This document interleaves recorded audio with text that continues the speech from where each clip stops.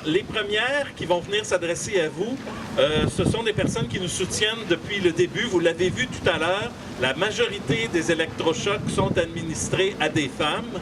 Et donc, les groupes de femmes sont nos alliés depuis les 11 ans qu'on fait cette démarche de sensibilisation autour des électrochocs. Je vais donc inviter les représentantes de la table des groupes de femmes de Montréal et du réseau d'action des femmes en santé et services sociaux à venir nous adresser la parole. Carole Benjamin et Diana Lombardi. Bonjour, je suis Carole Benjamin de la table des groupes de femmes de Montréal. Et la table des groupes de femmes est un regroupement... OK, plus fort, puis plus proche du micro. Hein? C'est ça, dans le micro. OK, je vais essayer de... Bon, OK. Alors, la table des groupes de femmes de Montréal est un regroupement régional féministe qui regroupe 50 organismes visant à promouvoir et défendre les droits et les intérêts des femmes de la région de Montréal dans toute leur diversité. Bonjour, je m'appelle Diana du Réseau d'action des femmes en santé et services sociaux, un regroupement régional de groupes de femmes à Montréal qui œuvre en santé et services sociaux, notamment en matière de violence envers les femmes. Alors, nous sommes très fiers d'être ici aujourd'hui en solidarité avec le comité Pare-Choc pour demander que le traitement aux électrochocs soit aboli. Sinon, il faut au moins les placer sous haute surveillance et qu'ils fassent l'objet de débats publics. Même si, selon les chiffres qu'on vient de voir, il y a une baisse par rapport à l'année dernière, les électrochocs demeurent un traitement à risque et une pratique violente que subissent une majorité des femmes. N'oublions pas que le 2/3 des électrochocs sont administrés à des femmes. L'année dernière, nous avons demandé au groupe de femmes d'interpeller le ministre de la Santé, M. Gaëtan Barrette, et la ministre responsable de la condition féminine, Mme Lise Thériault, en leur envoyant une série de questions concernant l'administration des électrochocs et en leur demandant surtout des réponses.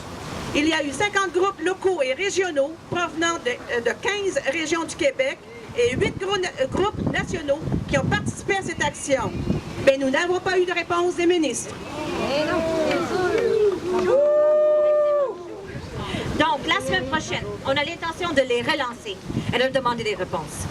Quelle réponse à quelle question? Voici. Comment peut-on encore justifier l'utilisation d'une pratique dont l'efficacité est toujours controversée dans les milieux scientifiques et dont on ignore toujours son mode d'action?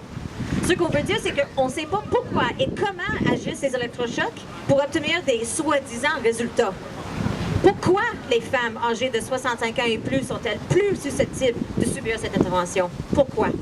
On veut des réponses à ces questions, M. Barrette et Mme Thériault.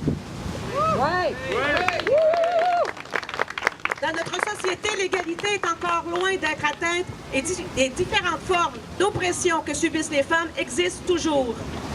De plus, il y a des femmes qui doivent faire face à des barrières supplémentaires liées à la discrimination aux fonctions de leur origine, leur orientation sexuelle, leur revenu, leur santé ou leur condition physique.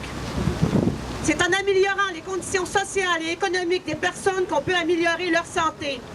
Par ailleurs, il a été démontré largement par des recherches ou des études ou par les témoignages des femmes elles-mêmes qu'elles ont été particulièrement touchées par les mesures d'austérité. Plusieurs d'entre elles ont connu une dégradation importante de leurs conditions de vie. Pourtant, nous savons pertinemment que la dégradation de ces conditions aggrave les problèmes de santé physique et mentale. Par contre, rien ne prouve que les électrochocs améliorent les conditions de vie des femmes. Donc, on le répète encore, hein, Carole? Ce sont les systèmes d'oppression de nos sociétés qui ont besoin d'un traitement de choc pour les femmes.